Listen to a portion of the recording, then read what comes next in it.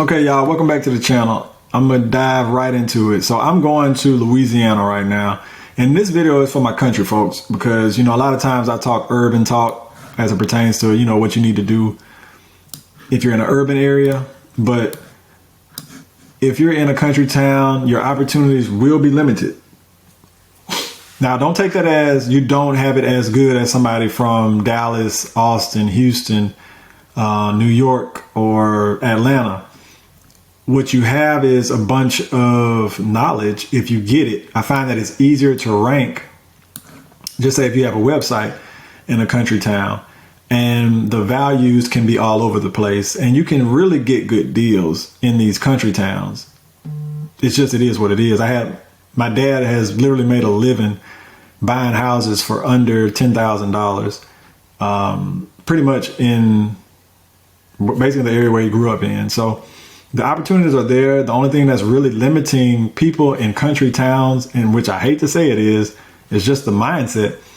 And the reason I say it's the mindset is because most people don't open their minds to learn more, and they're just stuck in going to church, just say on Sunday, having babies, and thanking God for the life they have, which it's all good, but you can do better if all you had to do was flip a house once every 2 years. I know everybody's like, once every 2 years, because what I'm about to say to y'all is, at least the country towns I've been to, there aren't many jobs. And so what that means is everything's kind of set in stone when it pertains to movement in the real estate market. So don't get me wrong, houses are being sold, but the inventory is not enough to where you're just flipping like crazy.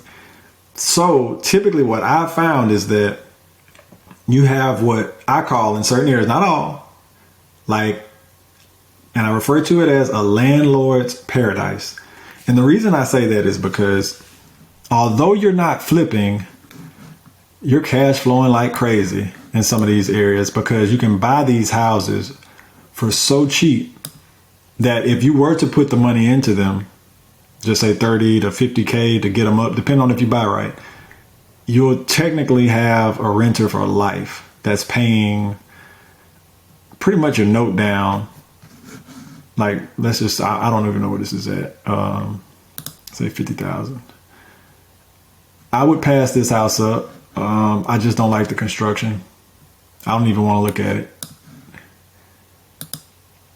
Piece of land.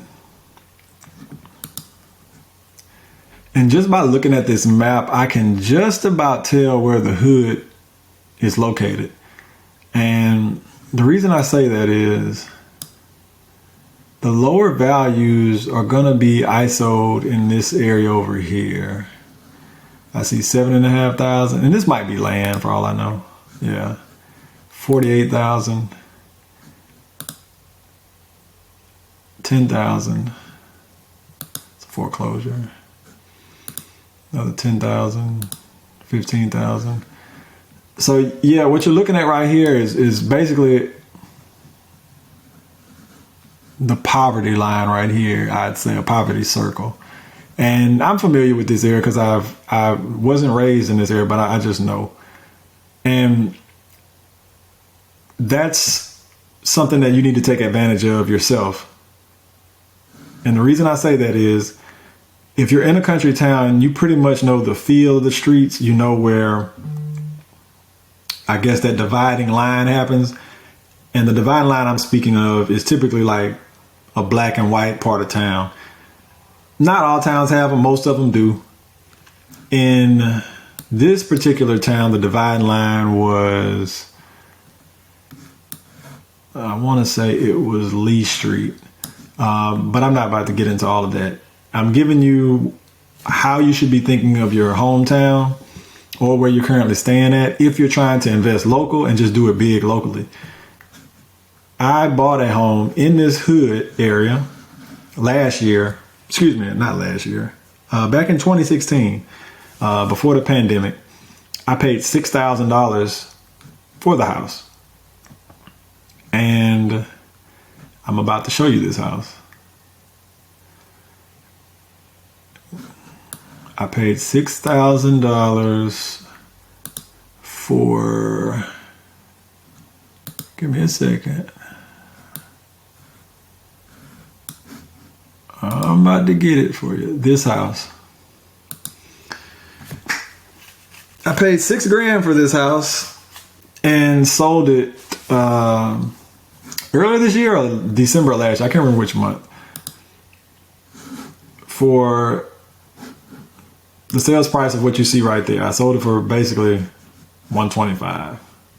That's also a good thing about country websites or the country on Zillow. They'll typically give you what the property sold for. A lot of times they're hit or miss, and I have a solution for you if you're not able to find it. But I took that house, put a lot of work into it, and yes, it was in the hood, but I made it happen. And you're gonna have to make it happen too. At the end of the day, this house could have rented for $1,100, a 3-bed, 1-bath house. And what was very noticeable, is when I was renovating this house, I got nothing but renters. I had to have one renter every other day coming to me, asking me, could they rent the house? And I always told them, no, I'm looking to sell it. And that let me know that a lot of cash wasn't in the neighborhood. A lot of qualified buyers won't be in the hood, but a lot of qualified renters are. And whether you know it or not, a lot of those renters were vets. They may have some mental issues. Excuse me. Again, military vets, mental health issues. So you need to be careful with who you're putting in the house, but also know that those same people come with, a lot of the times, more times than not, the government's giving them a check. And we used to call it a crazy check. I don't know if they still, call it that, but minimum, a lot of these guys are getting $500 to just rent out spots. I wouldn't put that person in this type of house. I would actually be looking for somebody with a job, because it would be on the upper echelon of houses that are in that hood area. So don't be offended by my use of the term hood. I don't mean to, offend anybody, but it is what it is. It's a low income area. The particular street that this was on, perfect. No crime, no nothing. Neighbors look out for each other. And that's why I say it's super hyper local. If you can get your hands on something like, basically, I'm not going to say like this, but just know that the deals are out there. Food for thought. The reason I found this house was because my dad owns the house across the street from this house. And I was just helping him clean out the house and get it ready for to rent. And this house that you're looking at on the screen had a tree that fell on top of it. And literally the house was being rained in, like literally rain was coming in the house. And I'll post a video on it if y'all want me to. Just let me know in the comments whether y'all want to see, old videos and pictures of this house. But yeah, it took me roughly, due to the pandemic, I hate to make excuses, but it took me way longer than what I wanted to basically rehab this whole house.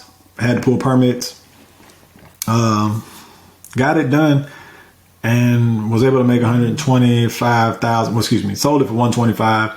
I put about 60 into it, 50, 60. So, you do the math, capital gains taxes, and, off to the races. So if nothing else, I'm not going to make this any longer than what it should be.